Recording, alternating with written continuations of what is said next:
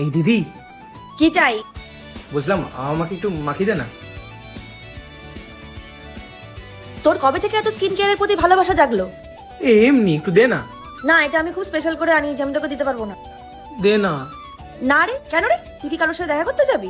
আরে না, কোথাও যাবো না, ওই ওই একটু ট্যান পড়েছে তাই একটু বলছিলাম। না, আমি এটা দিতে পারবো না। আচ্ছা, বিরিয়ানি খাওয়াবো। সত্যি? হ্যাঁ সত্যি। চ হুম। দে, লাগিয়ে দে। এই দাঁড়া, চশমাটা খুলে নি। বলছি এটা কি রে?